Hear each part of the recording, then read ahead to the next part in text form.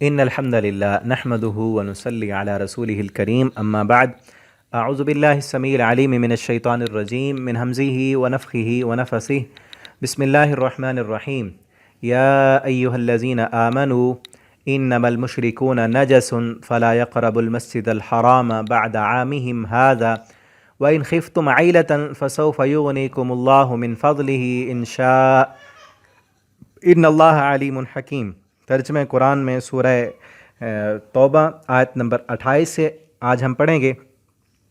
یا ایھا الذین آمنو، اے وہ لوگو جو ایمان لائے ہو، انما المشرکون نجس، بے شک پکی بات ہے کہ مشرک جو ہیں نجس پلید ہیں۔ فلا یقرب المسجد الحرام، پس نہ قریب آئیں وہ مسجد حرام کے۔ میں نے آپ کو بتایا تھا یہ سورت جو ہے فتح مکہ کے کچھ پہلے اور بعد نازل ہوئی، یہ آیتیں فتح مکہ کے بعد کی ہیں۔ مکہ فتح ہو گیا اور پچھلی آیتوں میں پچھلے رکوع میں ہم نے پڑھا کہ مشرکین کے یہ لائق نہیں کہ وہ مسجد حرام کے متولی بنیں، اس کے آباد کرنے والے بنیں، وہ نہیں اس کے ولی وارث بن سکتے۔ اللہ نے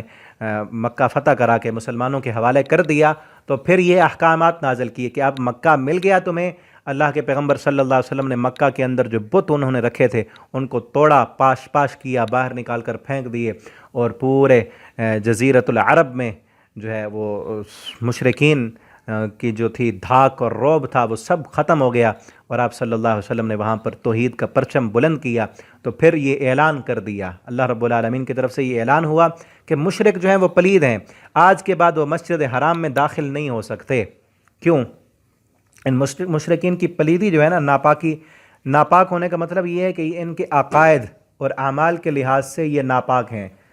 ان کی عقیدہ گندہ ہے، پلید عقیدہ ہے، اور بعض نے کہا کہ یہ ظاہر کے لحاظ سے بھی ناپاک ہیں، کیونکہ یہ صفائی ستھرائی اپنی پاکیزگی کا اس قدر خیال نہیں رکھتے جو شریعت نے احکامات دیے ہیں، طہارت کا، وضو کا، غسل کا، یہ مشرکین اس قدر خیال نہیں رکھتے۔ اور آج تک یہ قانون ہے کہ کوئی بھی مشرک کافر حدود حرم میں داخل نہیں ہو سکتا۔ اللہ فرماتے ہیں بعد عامہم، اس سال کے بعد کوئی مشرک اور کافر بیت اللہ میں داخل نہ ہو، یہ ان کا حق نہیں ہے۔ بیت اللہ میں وہ جائے جو اس بیت اللہ کے رب کو ماننے والا ہے، جو اس پر ایمان لاتا ہے، اسی کا داخلہ یہ اس کے اندر جائز ہے۔ تو آپ صلی اللہ علیہ وسلم نے روک دیا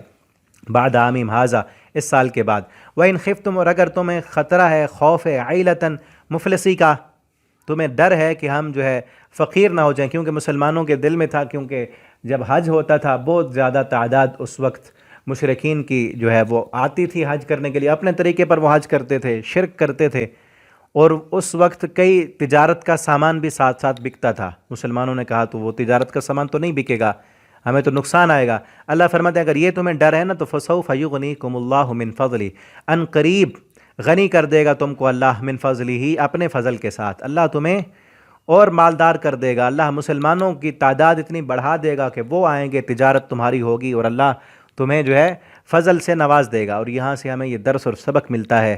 کہ ایک اللہ کا حکم چھوڑنے سے اگر دنیا کا نقصان ہوتا ہے تو گھبرانا نہیں چاہیے، اللہ کہیں اور سے ہمیں دے دے گا۔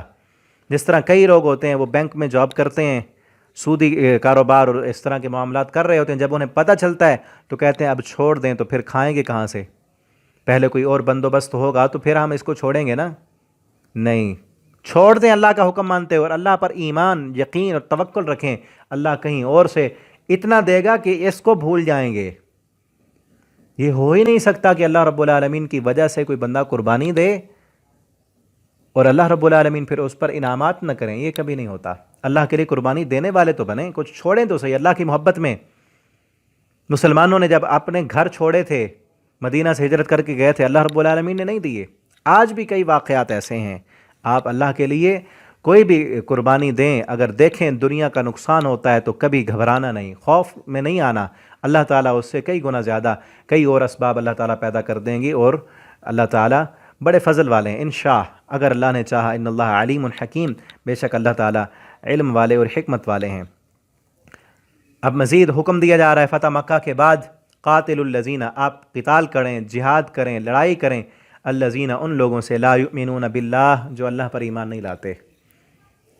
اللہ پر جن کا ایمان نہیں۔ پورے عرب کے جو کافر ہیں، مکہ تو فتح ہو گیا، اب مزید اس جہاد کو آگے بڑھانا ہے، اور وہی اصول اور قانون ہے کہ جو ہتھیار ڈال دے گا، اسی آیت میں بھی ہے، ہتھیار ڈال دے گا اس کو مسلمان پناہ دیں گے، اس کی عزت، اس کے مال آبرو کی حفاظت کریں گے، وہ جزیہ دے گا۔ لیکن جو اسلام کے مقابل میں آئے گا، رکاوٹ بنے گا، اللہ کے قانون کو اس زمین پر نافذ نہیں ہونے دے گا، اللہ کی حکومت کو تسلیم نہیں کرے گا، اس کے ساتھ قتال ہوگا، ایسے انسان کو صفحہ ہستی سے مٹا دیا جائے گا۔ لا یؤمنون باللہ، جو اللہ پر ایمان نہیں لاتے، وبالیوم الآخر، آخرت پر ایمان نہیں لاتے، ولا یحرمون، اور نہیں وہ حرام کرتے، ما حرم اللہ، جو اللہ اور اس کے رسول نے حرام کیا ہے، اللہ اس کے رسول کی حرام کردہ چیزوں کو وہ حرام نہیں سمجھتے،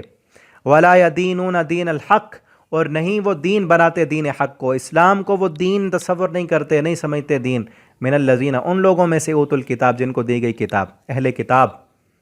یہودی، عیسائی، وہ اصل دین تو اب اسلام ہے، اس کو دین مانتے ہی نہیں، ان سے جہاد کرو، حتی یعطوا الجزیہ، یہاں تک کہ وہ دیں جزیہ، جہاد کرو، ان کی طاقت کمزور ہو جائے، اور وہ جزیہ جو ہے وہ ایک متعین رقم ہے جو سالانہ ایسے غیر مسلموں سے لی جاتی ہے جو کسی اسلامی ملک میں رہائش پذیر ہوں، اس کے بدلے میں یہ جزیہ جو دیا جائے گا، مال پیسہ سالانہ مقرر ہوگا، اور ہر کسی کی کیفیت کو دیکھ کر کہ وہ کماتا کتنا ہے، ٹھیک ہے، تو مسلمان حکومت کو وہ جزیہ جمع کرائے گا، اور اس کے بدلے میں مسلمان حکومت جو ہے وہ اس کی عزت، اس کے مال، اس کی آبرو، اس کی حفاظت کرنا مسلمان حکومت کی ذمہ داری ہوتی ہے، تو وہ جزیہ دیں تو پھر وہاں اس ملک میں رہ سکتے ہیں، لیکن سر جھکا کر اپنے قانون نہیں مانیں گے، اپنا جو انہوں نے کرنا ہے اپنے گھر میں کریں، ٹھیک ہے، حکومت جو ہے وہ مسلمانوں کی ہوگی، حکم اللہ کا چلے گا، حتی یعطوا الجزیہ، یہاں تک کہ وہ جزیہ دینے پر مجبور ہوں، عن یدن، اپنی طرف سے، وہم صاغرون، اور وہ ذلیل ہوں، جزیہ دے کر اپنے ہاتھوں سے ذلیل، یعنی سر جھکا کر وہ رہیں،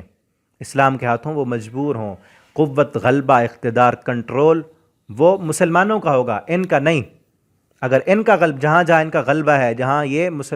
غلبہ ان کا ہو تو پھر کیا ہوگا، مسلمانوں کو عبادت نہیں کرنے دیں گے، مسلمانوں کو ان کے دینی شعائر پر نہیں چلنے دیں گے، تو یہ ان کا غلبہ ختم ہو، اگر غلبہ نہیں ختم کرتے، اپنے آپ کو بڑا سمجھتے ہیں، تو ان سے پھر قتال کرنا ہے، لڑائی کرنی ہے، جہاد کرنا ہے۔ اللہ تعالیٰ سے دعا ہے اللہ تعالیٰ ہمیں قرآن کریم پڑھنے، سمجھنے، اس کے مطابق زندگی بسر کرنے کی اللہ ہمیں توفیق عطا فرمائے۔ ان اسباق کو زیادہ سے زیادہ دوستوں تک بھی شیئر کیا کریں تاکہ آپ کے لیے صدقہ جاریہ بنے، اور اگر آپ آن لائن پڑھنا چاہتے ہیں ناظرہ قرآن حفظ یا ترجمہ، تو آپ نیچے واٹس ایپ نمبر لکھا ہے، اس پر آپ رابطہ کر سکتے ہیں، انشاءاللہ آپ کو استاد فراہم کریں گے۔ والسلام علیکم ورحمۃ اللہ وبرکاتہ۔